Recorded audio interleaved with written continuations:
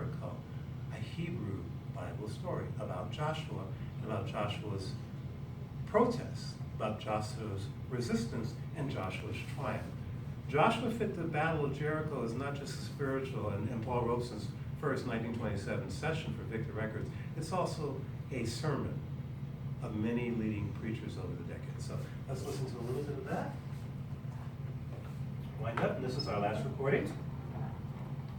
We'll play a little bit more of that, then I'll finish with my PowerPoint, and we will hear something else here. There it is. Actually, I'm going to change let me change the needle on this one. It's a nice sounding one. But these little needles can get away. It's so small. These are actually Victor needles from the 40s that I'm using. Okay, here we go.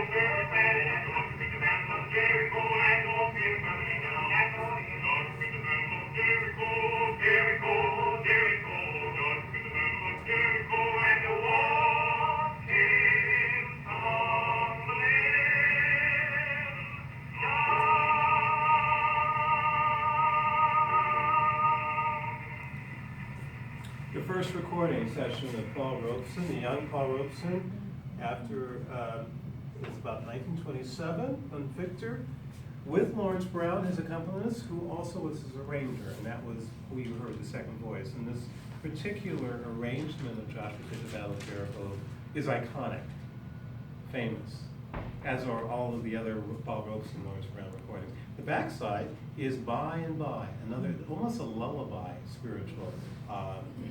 But we're not going to listen to it. I'm going to treat you to one final, we have some time, to one final recording by a very famous arranger as well. It's the very first recording of this ensemble, and a very important recording of a Negro choir. This is a 12-inch Victor from about 1930 of the Hall Johnson Negro Choir, singing spirituals from their famous 1928-29 Broadway show and play called Green Pastures. We're going to listen to just a little bit of this. I'm not going to play the whole thing, because I do have a couple more things I want to say.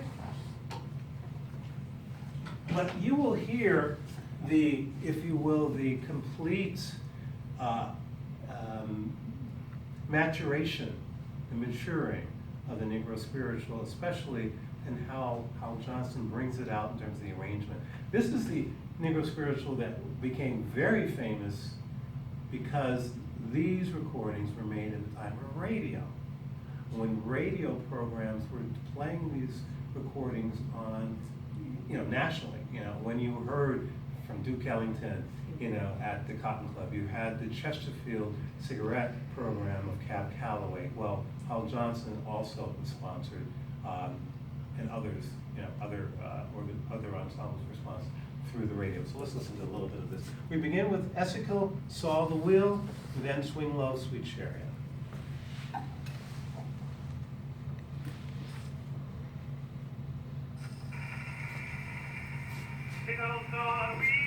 Way up in the middle of the air, he goes all wheel, way in the middle of the air, and the little wheel runs like crazy, and the big wheel runs like crazy, but the wheel and a wheel, way in the middle of the air. You better mind my fly, we're gonna fly, you put my better go get on, way in the middle of the air, oh, he goes all wheel, way up in the middle of the air, he goes all wheel, way in the middle of the air, and the little wheel runs like crazy, and the big wheel runs like crazy, but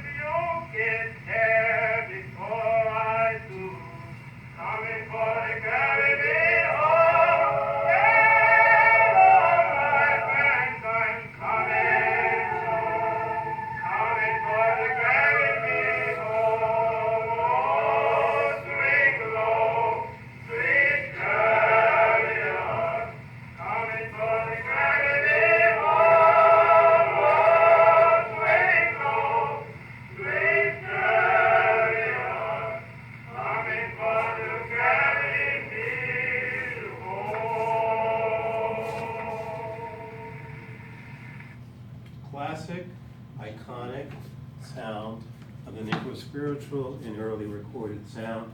That actually recording is from 1930. It's their first session for Victor, right on the heels of actually the 1930 hugely successful popular Broadway show called Green Pastures, which they later made as a movie. So in my closing, we celebrate the iconic Negro spiritual in a visual collage of rare iconic early recordings, which I've sampled tonight.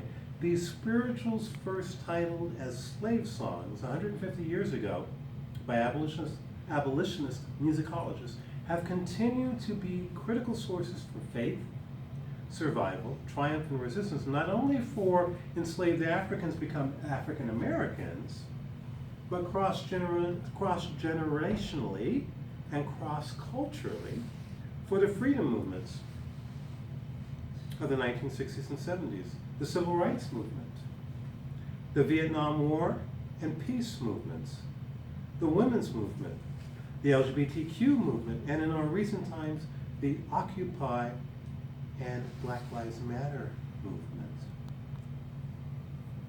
In their updates, such as Down by the Riverside, made famous by Mahalia Jackson, Study No War No More, Study War No More, became an anthem for not only the civil rights movement, but also for the anti-war movement. Keep Your Eye on the Prize, hold on, where did that come from?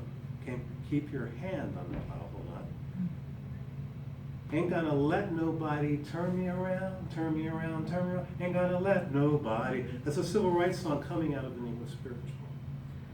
One of the spirituals that is not identified as the source, but I identify as the source, in that great in the morning becomes This Little Light of Mine, I'm gonna let it shine. This little light of mine, I'm gonna let it shine. So what's interesting is that the intertwined legacies of protest, resistance, and the pursuit of freedom and human rights is a critical legacy and gift to the world of enslaved Africans become African Americans, a critical legacy that bonds us cross-culturally and across generations. In my final slide, we will celebrate the San Francisco legacy in the civil rights movement, anchored by legends, San Francisco legends. Reverend Hamilton Boswell, who pastored Jones Methodist Church for decades, and the Men of Jones, which included the young Willie Brown and the iconic statesman and civic leader Carlton Goodlett, against the backdrop of freedom singing sounds of this little light of mine. Here we go.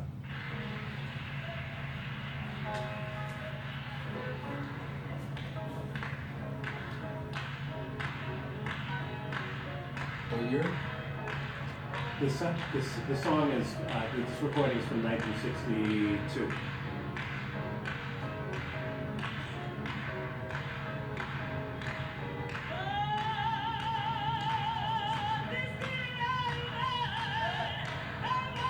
The pictures are from basically about I want to say 1958, 1961.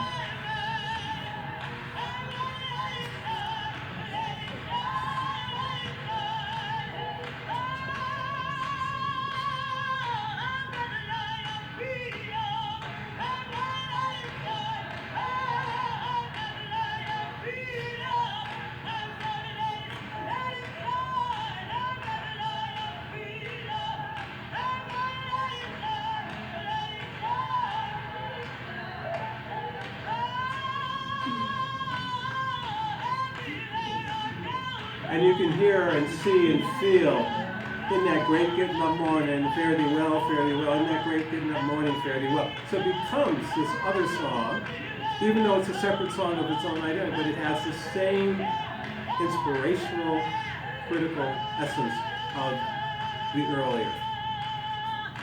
And this goes on, but I just wanted to share it as my closing slide and closing sound for this evening as we honor the 150th anniversary of Negro spirituals and slave songs in San Francisco, with the San Francisco image, of course.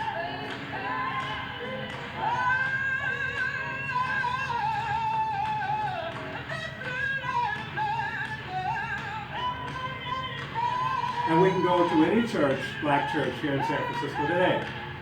We could go to Glide in particular, or Third Baptist with Amos Brown. And in the right situation and circumstance and celebration, this sound of the spiritual become protest, become freedom song, continues today in 2017.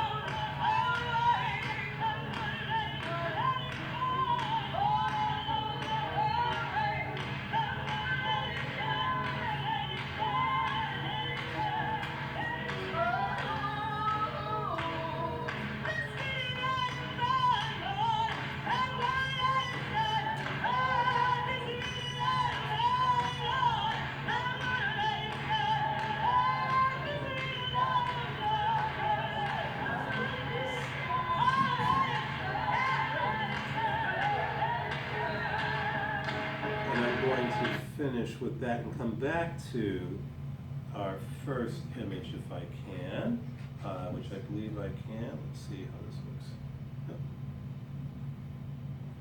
Let's see if it will let me do that. I don't know. But the first image that I was, because I don't want to do it the old-fashioned way, the first image that I was playing, actually I think I can do it. I think I just figured remind myself how to do this. These newfangled things. See, go from the beginning. Okay, let's see if I can do this for you. I wanted to talk about this. I skipped over this, but I did not skip over it last time. Lincoln Price. Lincoln Price is significant to Negro spirituals for many, many reasons because she anchored them. But what's significant about this picture and bringing it up today during Black History Month is that on February 10th, this icon associated with San Francisco Opera and San Francisco, who called San Francisco Opera her opera home because she was, before they had a formal Maryland program, she was one of the earliest or first African-American Maryland students It is Leontine Price who turned 90, the oldest and most significant African-American ambassador of the Negro spiritual and of course of the opera genre, is historically associated right here in San Francisco at the Opera House. She debuted at San Francisco Opera in 1957 in the Dialogue of the Carmelites of Poulin. She signatured, before going to the Met, she signatured her famous role in Aida, was right here in San Francisco Opera. She signatured her Tosca right here at San Francisco Opera. She debuts at the Met in 1961 as Leonora in Il Trovatore, but she got her start here. And of course, during all of her recitals, Negro spirituals were very important. And she continued and has talked about this in interviews about the tradition of one of her mentors, Marian Anderson, of course, if you will, the most famous, iconic African-American female who signatured the spirituals during the last century. And it's Marian Anderson. If we're talking about the Negro spiritual, the famous, I've talked about many of the obscure people, but the famous people, of course, being Roland Hayes, then next comes Paul Robeson, and certainly Marian Anderson, and of course, fast forward to Leontine Price. So that is my program for this evening. Thank you. Please feel free to ask any questions. I'm here. We have time. Yes? On the recording on the Moses, Mm-hmm. Paul Robeson. Go down Moses. The Tuskegee Institute Singers.